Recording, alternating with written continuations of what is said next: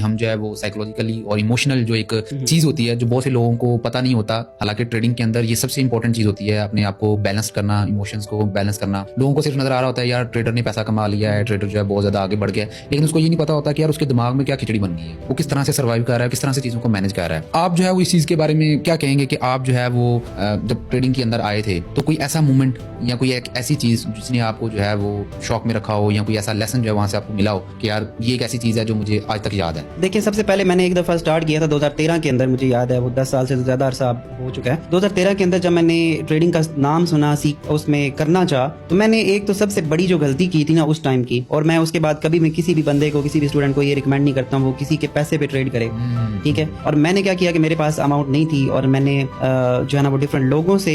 मतलब कि इन्वेस्ट करके तो उसमें ट्रेड किया, जो कि सबसे बड़ी गलती थी, और वो गलती मुझे आज तक भी याद भी है, और उसमें मुझे लॉसेस का सामना करना पड़ा, फिर मेरी लाइफ में क्राइसिस भी आए उस वजह से, लेकिन उन चीजों से मैंने सीखा भी बहुत कुछ है,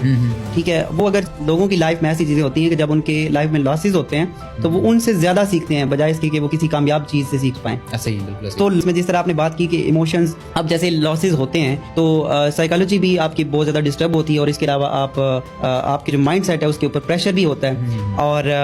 वहाँ इमोशंस को कंट्रोल करना बहुत इंपॉर्टेंट है, क्योंकि इसमें मैं ये समझता हूँ, और ये चीजें मैंने साथ साथ एक्सपीरियंस के साथ सीखी हैं, कि आपकी 80% जो है ना वो सिर्फ इमोशंस और आपका रिस्क रिवार्ड और मनी मैनेजमेंट और जो किसी के साथ एक कनेक्टेड पार्ट है, तो वो जो है ना वो इस पे अफेक्ट कर। अगर आपकी स्ट्रेटजी है और वो अच्छी है, वो जस्ट 20% भी काम कर रही है, और आप अपने इमोशंस पे बहुत अच्छे कंट्रोल रख सकते हैं, और आप एक न्यूट्रल होकर ट्रेड कर सकते हो। जैसे कि अब जैसे इसमें देखिए, अगर कोई बंदा जब प्रॉफिट बना रहा है तो वो ओवर एक्साइटेड हो रहा है उसके ऊपर, इट्स मीन कि वो कल लॉस करेगा और वो आगे मतलब कि इसको लॉन्ग टर्म नहीं चला सकता।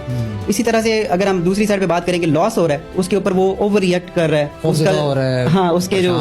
लाइफ है वो उस चीज से डिस्टर्ब हो रही है। तो ये तनवीर भाई उनके लिए बहुत ज्यादा प्रॉब्लम है, और ऐसे लोग जो है ना वो इस मार्केट में काम नहीं कर सकते, सर्वाइवल नहीं है उनका। तो इस मार्केट में काम करने के लिए सबसे मेन जो चीज मैं ये समझता हूँ, इमोशंस के ऊपर या इन चीजों के ऊपर आपको एक न्यूट्रल रहना चाहिए। जैसे कि अगर आपको प्रॉफिट भी बन रहा है तो आपको कोई खास उसमें फर्क नहीं आपकी लाइफ में आना चाहिए, अगर लॉस हो रहा है तो भी नहीं।